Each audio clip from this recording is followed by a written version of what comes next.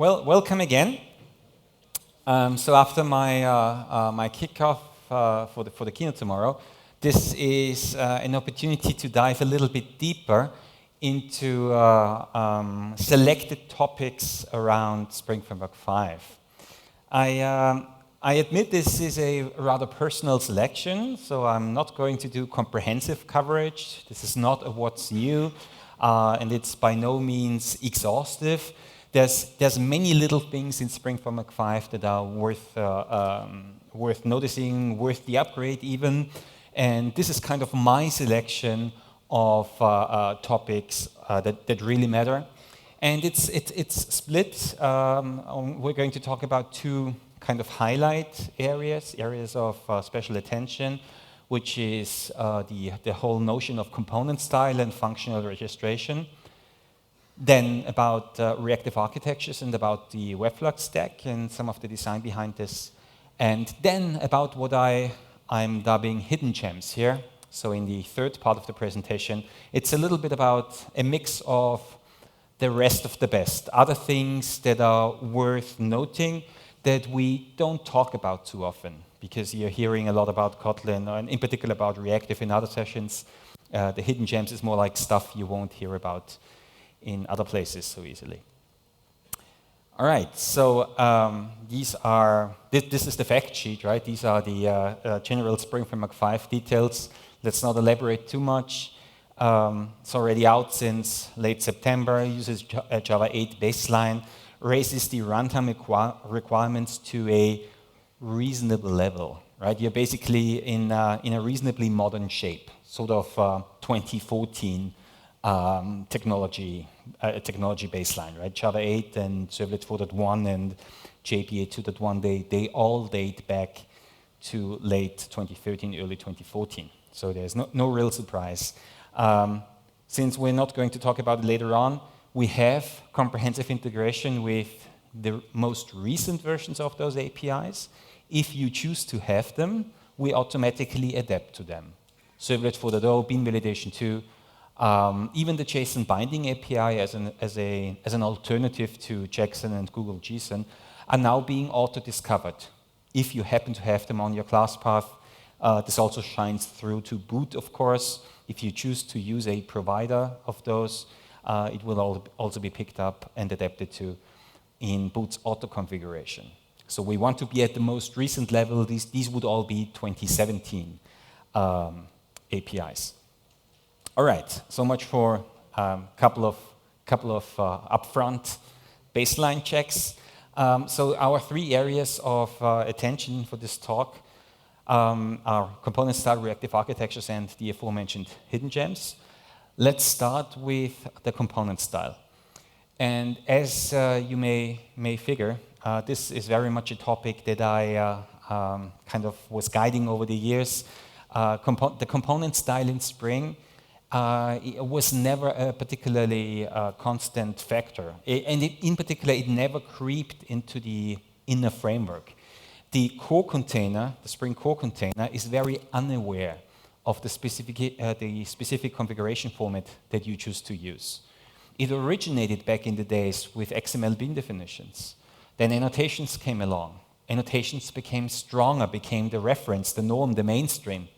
In recent years, Spring Framework 3 and 4 in particular, the comprehensiveness of our annotation-based component model was really a goal in its own right. So very much what everybody's using. But Spring is not an annotation-based framework. In particular, if you dive just a little bit into the inner workings of the framework, you realize that all the annotation processing sits on top of core container infrastructure, web infrastructure that is very unaware of the configuration format and very unaware of your use of configuration annotations in particular. We'll get back to that point in just a moment. But basically, this is visually indicating where everybody's at, right? This is the Spring Framework 4 for the 3 typical usage model. Annotation-based components identified by a stereotype annotation, injection annotations, right? Dependency injection through annotations. In this case, it's an optional annotation as of photo 3 because we're using a constructor of that kind. If there's only one primary constructor, we're using it by default, even if it's not annotated. But this is still part of the annotation-based model. It's annotated components reflectively handled by the framework. So the framework is going to instantiate classes according to the lifecycle definition. It's going to reflectively invoke the constructor with a resolved dependency.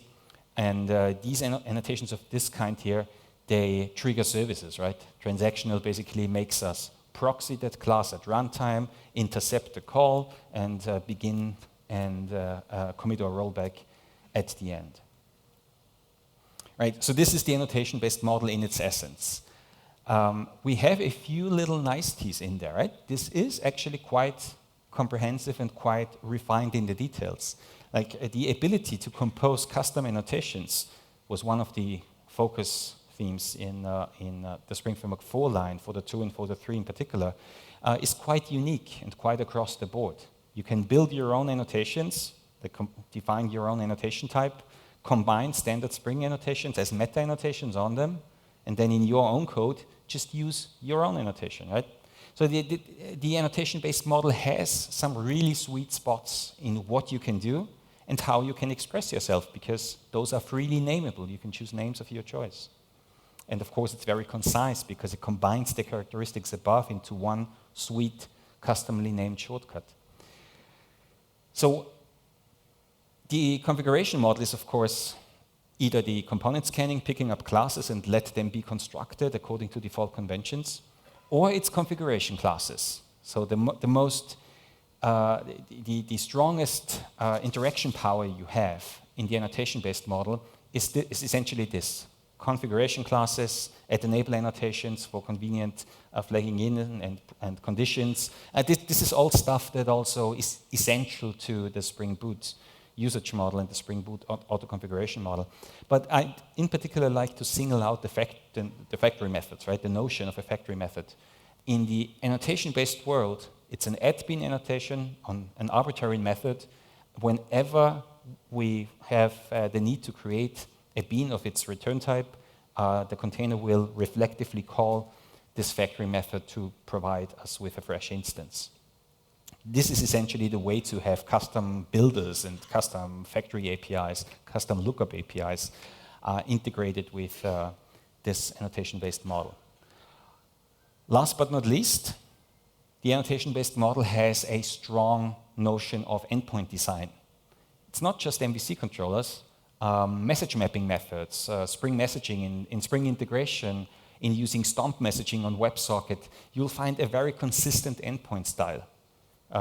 Part of the same annotation-based model. It's a very comprehensive but also kind of coherent model, using the same language for many kinds of components and kind of tying that model closely to its parts. So this is a controller class, and of course it has mapping annotations. So the way to express mappings, and in this case HTTP request mappings, is through a mapping annotation, which is quite convenient for a start. It's static information, I mean, it's a static mapping, but it's quite convenient, and there's quite a bit of flexibility in the method signatures. So very popular and very convenient is the flexible signatures. You want a path variable and you know it's of type long, declare a parameter level path variable annotation and provide us with the type. And we auto extract and auto convert it for you. You have a number of path variables, declare several parameters. You need request headers, cookie values, anything else, declare them with parameter level annotations instructing us or telling us what kind of meta information this is and allowing us to extract it for you. Well, as I mentioned, this model is quite well established, quite comprehensive. It reached a degree of completion, I would argue. And in Spring Framework 4.3, many of the things that we brought into 4.3 were actually meant to go into 5.0, but if they were attached to the annotation-based story, we made them a part of 4.3 instead. So many of the recent refinements in 4.2 and 4.3 were meant to wrap up the annotation-based model in that generation of Spring already. In Spring 5, we chose to use a different perspective. just basically as an almost artificial exercise to some degree, right? We took a step back and we asked ourselves, can the core framework be used with a quite different programmatic, but modern-day programmatic registration model instead? What about, just because we can, not using any annotations, not using any class path scanning, and not using any reflection even to the degree of not using any reflection. So this was an interesting exercise. It's basically revisiting core design decisions from a decade ago, where the core container was actually quite flexible in how it did things, but more like metadata driven. Here we are not so into the business of building metadata programmatically, which you could always do in Spring. It's more about convenient ways, in particular in the Java language and also in the Kotlin language, convenient and very idiomatic ways that flow nicely and are very concise for common registration use cases. Of course, this is not a black and white arrangement, right? You can always combine annotation-based features with programmatic registration. You can register some beans programmatically. You can scan for a few others. You can do programmatic registration, but annotation-driven transactions. You can mix and match them. There's lots of shades of gray here, right? So don't take it as an extreme situation in practice. You can choose your combination of trade-offs as you see fit. But for us as framework designers, it is very helpful to take more extreme positions because it forces us to be very strict and very sincere about the framework's inner design. The idea here, just to give you a visual impression of source code again, for programmatic bean registration with Java 8, it's actually quite straightforward. You instantiate a generic application context. This is a 10+ years old class in Spring, but it has a couple of nice new methods now. Register bean is a bunch of overloads, and these overloads address common use cases in Java 8's functional language features, or through Java 8's functional language features, right? So using lambda expressions and method references, in particular for what we call instance suppliers, allow you to not only register simple kinds of components, but also to express somewhat complex construction rules. So what we can see here is that we're registering two kinds of components, foo and bar. Foo doesn't come with any extra metadata or any extra rules, so we have to instantiate it by basically class new instance. The other one comes with a nested lambda expression that specifies what we call an instance supplier. Instance suppliers are Java util function suppliers. Whenever the container needs a new instance of this bean, it will dispatch to this instance supplier. The container is, of course, still in charge of the life cycle. If it's a singleton bean, it's about when to create the instance, might be a lazy singleton. If it's a prototype bean, it's for every kind of usage attempt. If it's a session scoped bean, then it will create a new instance if there is none to be found in the current session. The container is still in charge of that. So in that sense, the instance suppliers are a programmatic replacement for factory methods, right? Instead of an add bean method, we have a nested instance supplier being able to do the same kind of expressiveness, to provide the ability to call builder APIs, factory APIs, or just a constructor of your choice. So in this case, we're just saying we need an instance of bar. It takes a foo as a constructor argument, dependency injection at constructor level, and we just call back to the container, asking it to resolve a dependency of type foo for us. In this area, we already have quite a few methods, programmatic methods onto container, existing methods that you can use for those purposes. There's also a few refinements planned, in particular for 5.1, where we'd like to provide a bean stream style API for flexible retrieval of components with extra conditions, like with bean of that type, with that qualifier, so just a couple of conditions. A little bit along the lines of a Java util collection stream, just for bean retrieval, which would be a really nice fit here. But for the time being in 5.0, all we have is the standard lookup methods. So in this variant below, it's a slightly fine-tuned version, right? For a start, we're saying for bar, we have an instance supplier for how to create it, but we have an extra additional Lambda expression, one more Lambda expression. This is what we call a bean definition customizer. It's actually a var arg, so you can specify any number of nested expressions here, and you get a callback with the bean definition metadata object. You're able to set additional metadata on it to add qualifiers, add attributes, or simply to set a lazy init flag. So instead of saying add lazy on your annotated component, you can just express yourself through a bean definition customizer and set the same lazy init flag here. And then there's no need for annotations, no need for, there's also no class path scanning being triggered here, it's very explicit. And in this version of the example, there's not even reflection. Technically, what we're doing here is reflection class new instance, but this variant of registering foo uses a Java 8 method reference to say like the default constructor of foo please. So foo : new is a direct reference to that constructor. It allows us to dispatch straight to that constructor, not using reflection. The method reference is like a Lambda expression basically compiled into that class, and it uses an invoke dynamic dispatch at runtime. So it's as efficient as it can be. There's literally no reflection involved in this particular setup here. So this is in Java, of course. We have a Kotlin version, which, given the scope of this session, I'm just going to briefly explain a few differences. So this is the same code in Kotlin. It looks like it's using the same methods. It kind of is, but it's actually using Kotlin extensions. All across the core framework in Spring Framework 5, we ship Kotlin extensions for the core application context classes, for JDBC template, for REST template, for the Web Flux registration API. There are many Kotlin extensions. But these seamlessly fit into the picture, right? You consume the Spring context artifact. It has all the Java code for you.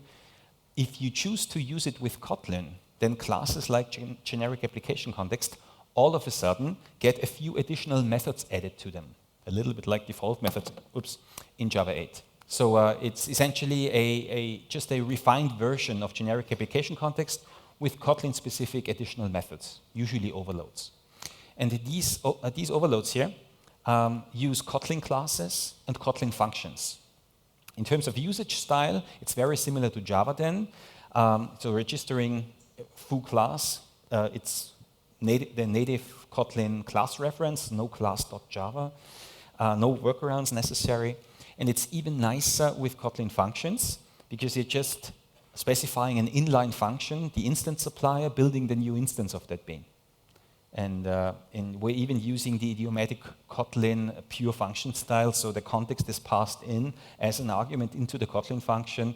You can refer to it as it, so that the function doesn't refer to outside references. You can also refer to the outside context if you prefer. Right? So this is the same version as before, but there's one noticeable difference, right? No extra argument here. We're saying bar.class and an instance supplier.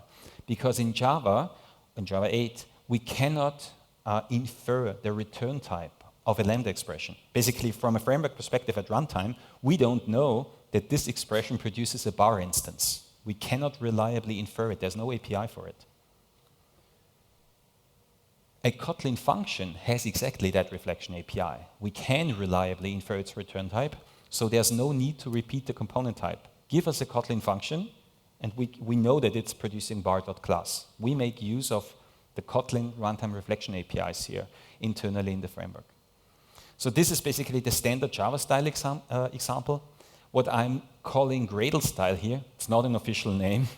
It's just my use of terms.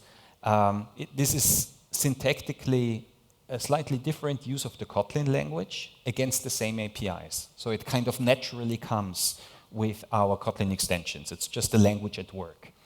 And the Kotlin Gradle DSL for the Gradle build tool, which by default has a Groovy DSL, but there's a Kotlin DSL for it, and the Kotlin DSL uses similar language constructs. That's why I'm calling it Gradle style. So it's basically saying generic application context, nested calls on this outer reference, and in this case using a kind of Kotlin generics. These generics are retained. So the Kotlin compiler retains the meta information at runtime. So by just giving us the type reference that way, we can nevertheless reliably infer the component type at runtime. That's quite nice. The simple story here is, right, you have two first-class languages at work, Java 8 and Kotlin. We also keep supporting Groovy, of course, but in terms of first-class APIs, it's Java 8 and Kotlin in these areas. We try to support every language according to its kind of idiomatic style, right? So this should really feel like Java 8-based code, like Java util collection streams. It should fit with other APIs that follow Java 8 language conventions. And the same goes with Kotlin. Kind of try to follow Kotlin language recommendations, idiomatic Kotlin style.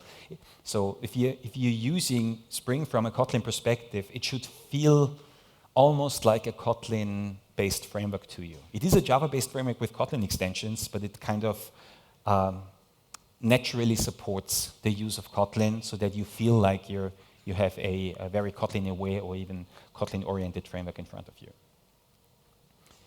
All right, so much for component styles. Now, closely tied to it, really, we venture into different territory in the web space. Reactive architectures in Spring 5 are going to show up in many sessions at this conference, I'm sure, so I'll only focus on specific points here. Our reactive story is essentially a rethinking of web architectures. Instead of taking the servlet API for granted, and the servlet interaction model, the servlet threading model, we choose to use a kind of different architecture.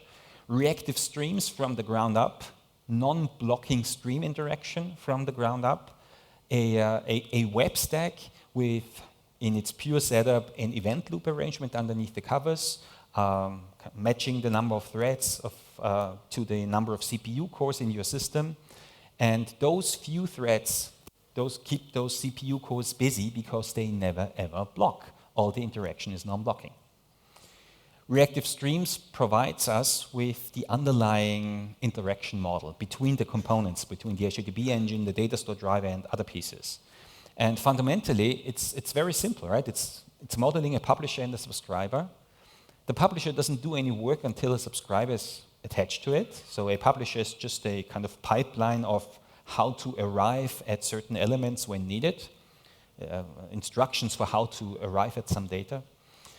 It's the subscriber who's in charge. Once a subscriber is attached, like an HTTP response stream is attached to a query result, then and only then the publisher starts producing data as the subscriber needs it. So the subscriber is in charge of flow control. The publisher doesn't pump data to the subscriber, it never overloads the subscriber, and the subscriber can kind of slow down the publisher if needed. To the degree of if there's never any data that can be rendered out, then the publisher will never even produce it. So this fundamental interaction model is for us the foundation of what we call Spring Web Flux. So the role that the servlet API has in Spring MVC, being kind of not only the common API that we integrate with, but in particular the interaction model and the threading model that we rely on, the same kind of role we represent in a custom, in a Spring-specific HTTP request and response abstraction that is reactive streams based over here, and that uses Project Reactor internally. So Project Reactor is our reactive streams kernel, our composition library of choice, but in particular also our kernel at runtime that we use internally. So in Spring Framework 5, we essentially have two web stacks. In parallel, we have Spring MVC on the Servlet API, with the Servlet API shining through. So in Spring MVC, even in Spring Framework 5, right? You upgrade an existing Spring MVC application to Spring Framework 5, and you're still very much on the same path. It's very backwards compatible, supports all the extensions. You can even have access to the servlet HTTP session or HTTP servlet response in your Spring MVC handler method signatures if you really need them. and you can use any servlet container underneath the covers. Tomcat and JD as very common examples. So basically no change in the very straightforward upgrade path and very straightforward integration with existing data access APIs. So in the servlet container world, of course, you usually have a thread pool with like 150 or 200 threads. And whenever a request comes in, you basically have a thread assigned to it, your handler method is being called, and you hold on to that thread, producing the response until you're done. If you need to block and wait for data, then that's what you do. And when you're done writing the response or building the instructions for the response, you return. You can't trigger the rendering of a view, but even a view template is rendered within that primary servlet container thread. When you're done, the thread returns to the pool. Of course, in Web Flux, it's a totally different interaction model. Whenever a request comes in, we dispatch to a handler method or we dispatch to the endpoint. We get a Reactive Streams publisher. We make it part of the event loop setup. Whenever the publisher is actually ready to produce some data, it gets a quick callback and produces the elements of data that it can produce. Whenever it would have to block waiting for data to come in from the data store, it would go back basically to a waiting position, never ever block a thread in the event loop. So it's a totally different inner setup with a sort of similar usage model on top. We'll get into that in a moment. And a choice of providers, HTTP engines underneath the covers. A primary design goal was Netty, to support Netty, the kind of most powerful networking stack in existence on the JVM. You can also choose to adapt to modern day Tomcat or JD or Undertow, essentially servlet containers, but you're not really using them as servlet containers. So a key difference here is this is based on the servlet API in terms of how you build the application and its endpoints. This is based on reactive streams and may internally adapt to the underlying HTTP engine in Tomcat and JD and Undertow. In the case of Undertow, you don't even need the Undertow servlet bridge. We basically use Tomcat, JD, and Undertow as HTTP engines in a reactive web stack. We don't use them as servlet containers. All right, so for illustrating the relationship between Spring MVC and Web Flux, from a slightly different perspective, they have some overlap. They use a similarly structured annotation-based endpoint model. We have a new reactive web client API as kind of a successor of REST template that you can use in both places even. And you can choose Tomcat, JD, and Undertow in both cases because all of them are supported in both places, even as different kinds of engines. But there's some things you can only do in Spring MVC. You call blocking data store APIs, JDBC, JPA, and co. By all means, the servlet model is the right choice, right? Other kind of imperative logic where you express yourself through a sequence of operations that you already have. It's very easy to write, very easy to debug, and very easy to interact with other APIs. In Web Flux over here, there are constraints at work. A reactive streams-based endpoint needs to build a publisher, so everything needs to be integratable into a reactive streams pipeline. There's a functional endpoint model that we only have over here. And there's Netty as a deployment choice that only really exists over here. So now let's go into a little bit of source code again to wrap up this segment with a bit of source code in a few variants. This is the annotation-based model at work. It looks suspiciously like a Spring MVC controller, doesn't it?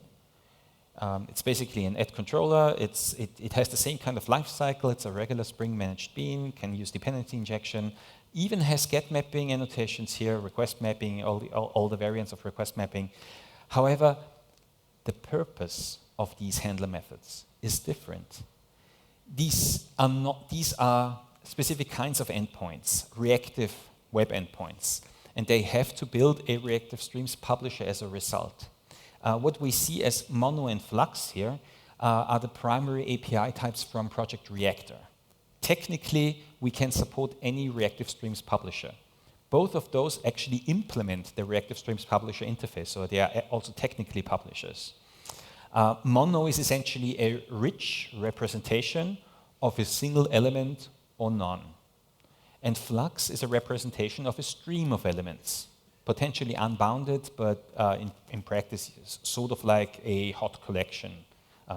But you could argue that this is a sort of a Java util optional, and this is a sort of Java util stream string, just in a reactive hot fashion, tied to an underlying pipeline that can grab the data as it comes in through I/O, through the data store driver.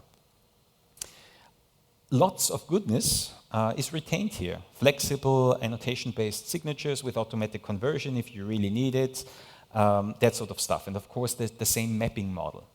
So whenever a request comes in here, we dispatch to these handler methods. So if that predicate here matches, we dispatch to this method, resolve it. This method has an assumption here that it calls a repository that is actually capable of producing this mono representation. There's Spring Data. Spring Data K has such a repository model. You could also implement repositories yourselves as long as they build reactive streams publishers.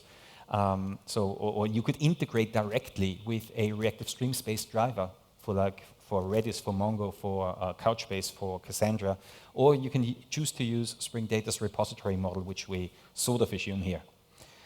So whenever a matching request comes in, the web stack calls the associated method.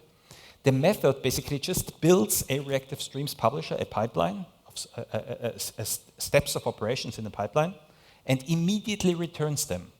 It does not actually process the request. It just builds instructions for how to take the request and arrive at the response for it. The runtime system is then in charge of triggering those instructions, of attaching the HTTP response as a subscriber in reactive streams terminology, and actually start triggering both the underlying retrieval of data, the potentially transformation steps, and then the rendering steps out to the response stream. By returning a user here, like a custom element type, we send this through the codec arrangement. We have a reactive codec arrangement, in particular with out-of-the-box support for JSON and for XML through Jackson and Aalto, respectively. So there's actually a reactive codec model. Every such element is going to go through a codec chain where we transform it to a JSON or a XML representation according to content negotiation. A variant of this, of expressing yourself here, are functional endpoints. So this kind of goes back to the component style discussion. You may use the annotation-based model, which is very aligned with Spring MVC and totally nice to use on its own and has benefits of its own that only really show up here, like flexible parameter signatures. Or you can choose to use a programmatic model following along the lines of functional bean registration, functional web endpoint registration.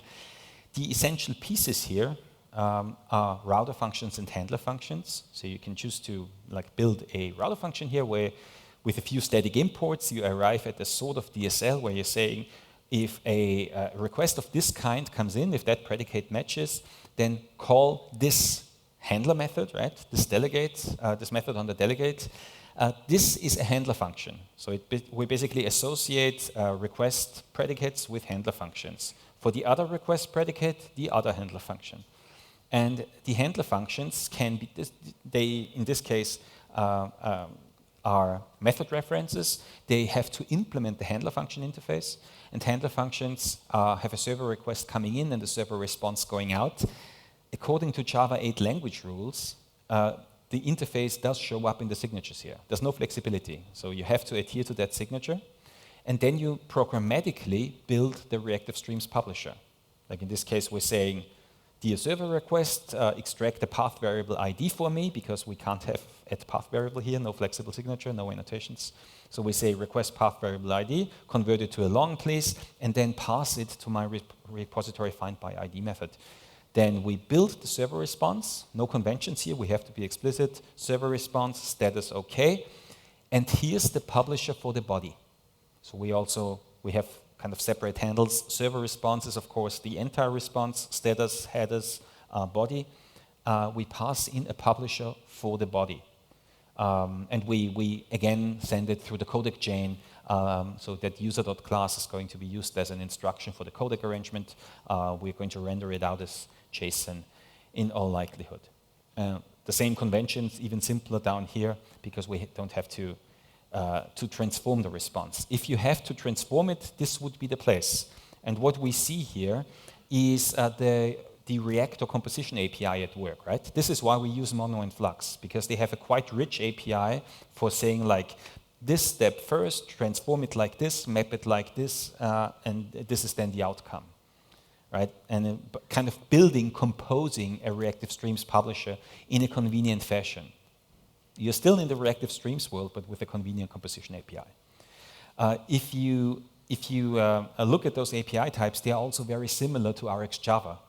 RxJava 2 Flowable or an RxJava single are very similar to Flux and Mono here. Intentionally, there was a close collaboration between RxJava and Project Reactor, so they used the same kind of language for the operators. And in the annotation-based model, you can even return RxJava types here. You can even return a Flowable or a single here. We know what to do with it because both of them are adaptable to Reactive Streams again. So we have a flexible adapter model. You can choose to use RxJava, in particular if some APIs that you're calling are RxJava based.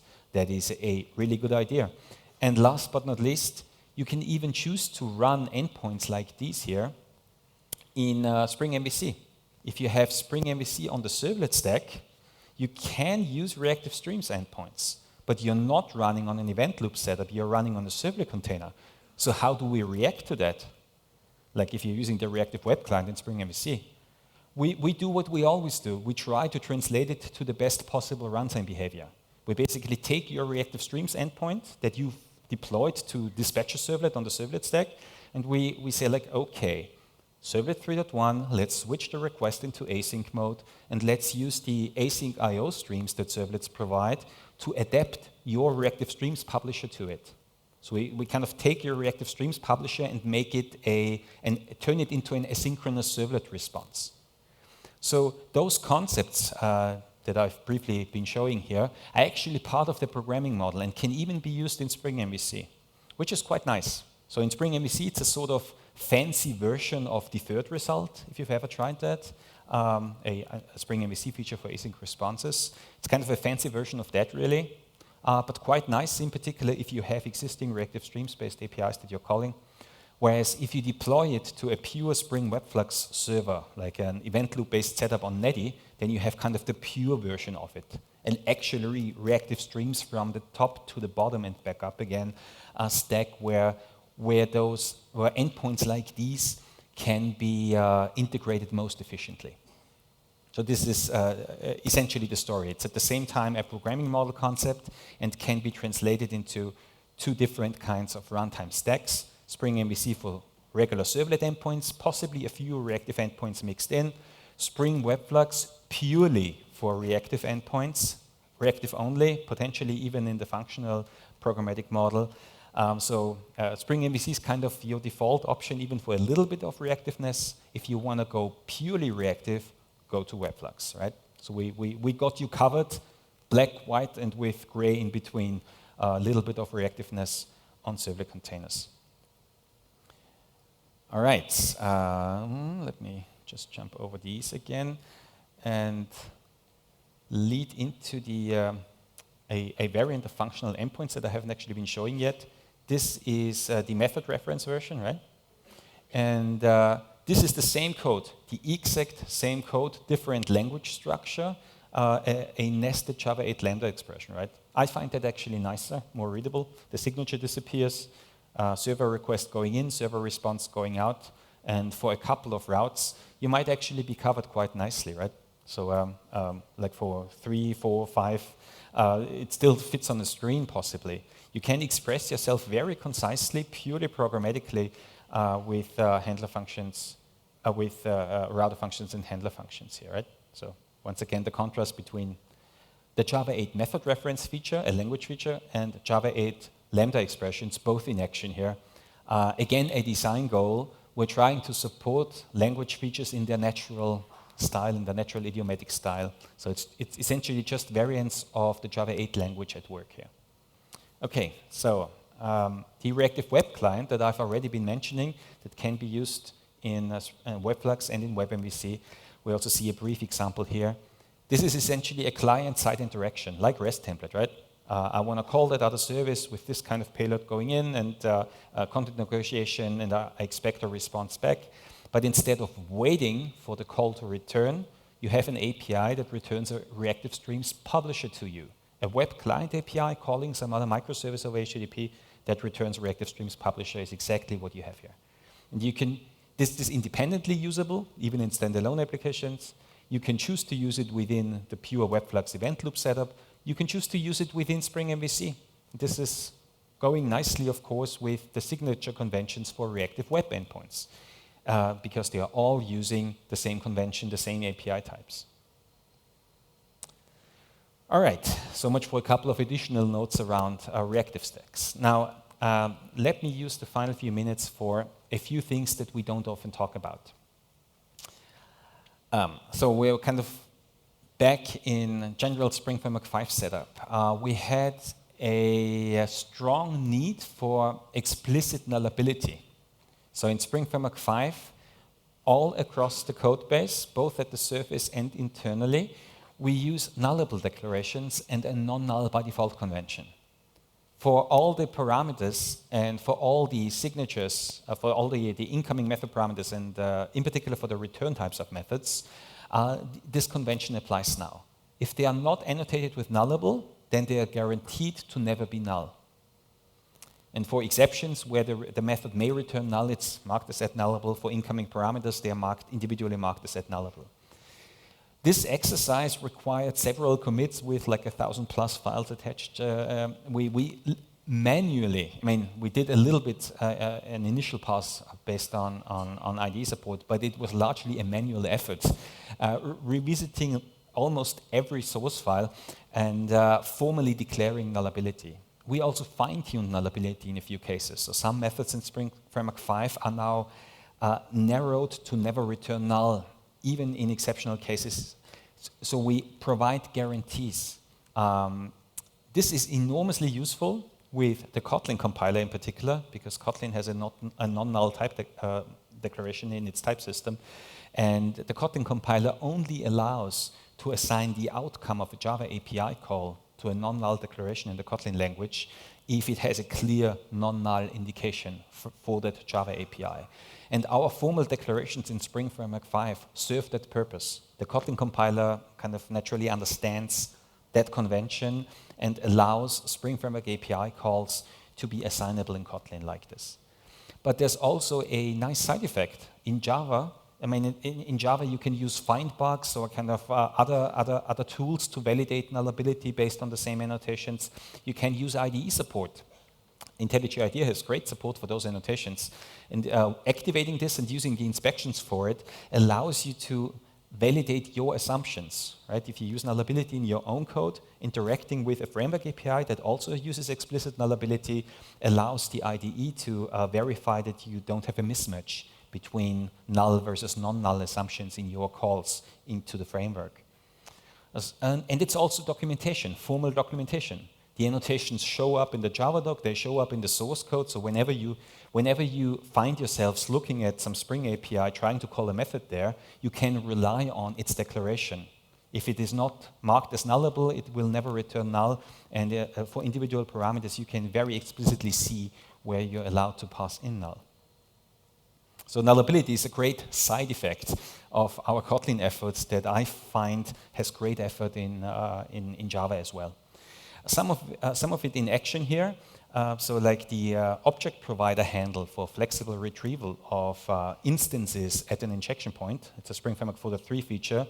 The existing methods for the 3 era are marked as nullable now, because get if available, get if unique is like if it's there, give it to me, otherwise return null, right? So they have to be marked as at nullable now.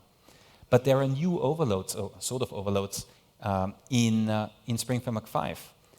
There's, for example, one where you can pass in a so-called default supplier, get if available, here's the default supplier. If it's there, give the existing instance to me. Otherwise, give me the instance returned by the default supplier. Allows us to have a non-null return type here. because it's never going to be null. Or even more functional, you can express yourself as, if available, if that dependency is there, give it to me in a Java util function consumer. Otherwise, just no op, right? This is even more functional, basically a callback for processing the dependency if it is there. So these are all new in 5.0 on Object Provider, making good use of Null Ability and functional API design for this particular purpose. Another Kotlin-inspired, sort of Kotlin-inspired feature is our data class binding has been revisited. We allow direct binding to what we call immutable data classes, or what is often called immutable data classes. So it's essentially a different binding arrangement. Instead of calling setters on a mutable object, we create an instance through a constructor. The convention is a primary constructor accepting all the fields, all the binding fields. The names are significant. We resolve the parameter names here. We can reliably do that as of Java 8. We resolve those names and populate it from the incoming parameters or fields on the data binder into those constructor parameters here, instead of calling setters for them. And typically the constructor would store it in final fields, have getters for them, final getters for them, and equals hashcode toString, right, in Java. So you can adhere to that convention in Java. But it's even nicer in Kotlin, where this one line is actually a complete declaration for a Kotlin data class adhering to the same convention. Data class person, enumerate the fields and their types. The rest is handled by the Kotlin compiler, right? So you'll have fields and accessors, you'll have equals, hashcode, you'll have toString. Lombok has a similar feature through addData. So an addData class, slightly different convention because you actually declare the fields and Lombok generates the constructor and it generates equals hashcode and toString, but it's the same convention. So that's the sort of feature I like, right? The sort of convention I like. We have a basically single new binding variant that works nicely with hand-coded Java classes. It works particularly nicely with Kotlin and even with Lombok. Right, so just a few quick notes for other stuff that we did, not as exhaustive. The standard scheduling features, task executor, task scheduler, all of those APIs in Spring Framework 5 have also seen an overhaul. So we've not just introduced Web Flux and the reactive stream support across the framework, we've also spent some energy on trying to fine-tune our existing traditional asynchronous execution APIs. For example, task scheduler now has overloads with Java time instance and Java time duration instead of ints and Java util dates. Listenable future has a direct adaptation method to Java 8's completable future now, and we have some monitoring in our schedule processing that is programmatically available, and it's also showing up in the new schedule tasks endpoint, the actuator in Spring Boot 2. So it's not all about reactive. There's also some revisiting of traditional scheduled execution, asynchronous execution. Along the same lines, we updated our core resource abstraction. This is for class path resources and for files, etc. So there's a few nice little things there. In particular, in Spring Framework 5, they are NIO2 based, so the default execution paths are all NIO2 based. No traditional use of file input stream and file output stream anymore. And at the API level, they have direct accessors for NIO2 channels. So instead of input and output stream, you can also choose to interact with a readable channel or a writable channel. This is first class supported in the resource abstraction itself now. So one more for you here. We have a components indexer. So if you don't do functional bean registration, no programmatic explicit registration, if you send the container on a search through the class path trying to find matching components by stereotype annotation, feel free to keep doing this, of course. If you find this to be expensive in your startup procedure, consider the components indexer. This is a build time task and a Java annotation processor that you can integrate into your build. It produces spring.components files. enumerating the annotated classes in that jar. So at runtime, we don't have to search the entire jar. We basically have a narrow set of candidates. Those are the classes annotated with any annotation. We only look at those trying to find components for you. So it kind of narrows the search significantly. We will still introspect the classes using ASM. It's still the same kind of class path scanning model in place, but with a narrow set of candidates to start with. This can significantly improve startup times. In particular, in environments like Google App Engine, like JVM security manager setups, anywhere where I/O checks are particularly expensive, maybe even in distributed file systems. Anything other than a standard local JVM with a local file system, because in those you might not see much difference. The components index is not guaranteed to make much difference. It is just a way of setting up your deployment units so that it can make a difference at runtime in certain scenarios. Last but not least, we also revisited logging. And this is actually the last little gem I have for you because it's sort of overdue. Previously, you would find yourself trying to manually exclude the standard comments logging API and manually include the JCL over SLF4J bridge in your POMs. And the Spring Boot had to do the same, right? So in Spring Framework 5, we actually have a comments logging bridge of our own. We still use comments logging for backwards compatibility reasons and because it's just expressive enough for our internal needs. But it's a new module called Spring JCL. The only dependency that Spring Core has now, it's a custom comments logging bridge, detecting log4j2, SLF4j, and falling back to Java util logging. And it does so in one bridge, in one and the same bridge, right? So there's usually no need to exclude it or to include some other bridge. The default setup works fine. Just put log4j on your class path, automatically picked up. Put SLF4j, like logback, on your class path. No manual bridge is included or excluded. And it just works out of the box. And of course, also with Java util logging. Finally, right, this was quite overdue, but in modern day Java logging, there are not that many providers. It's really log4j2, logback, or SLF4j providers, and Java util logging are the only ones that really matter these days. If you nevertheless insist, of course you can exclude the Spring JCL bridge in your POMs and force the use of JCL over SLF4j if you prefer. That's no different than before where you had to exclude the standard comments logging API. So we're not really making anything impossible that was possible before, which is streamlining the default setup. All right, so much for this tour through a selection of topics and features in Spring Framework 5.0. Most of what I've covered is actually in 5.0. So because we rolled a few things into 5.0x instead of making them wait on 5.1. So basically, almost everything I've been showing is in 5.0, already released for more than half a year.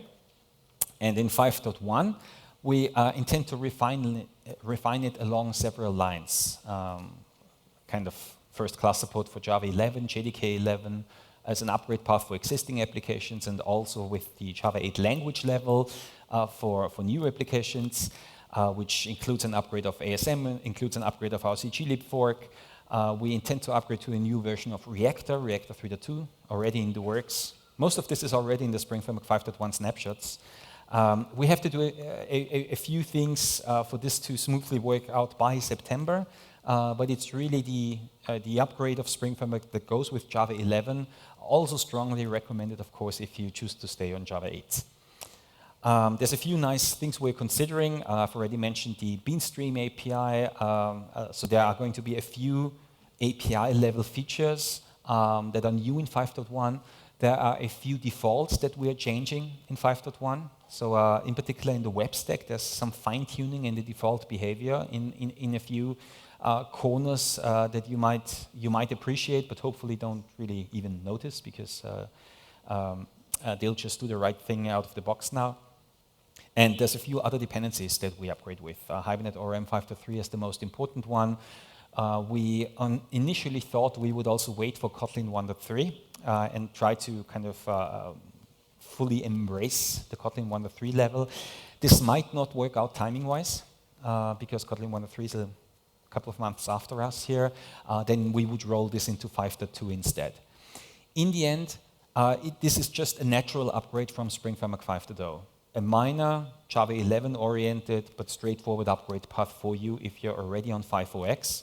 If you're still on Spring Framework 4.3, by all means, once Spring Framework 5.1 and Spring Boot 2.1 is out, please consider an upgrade straight to those from where you are.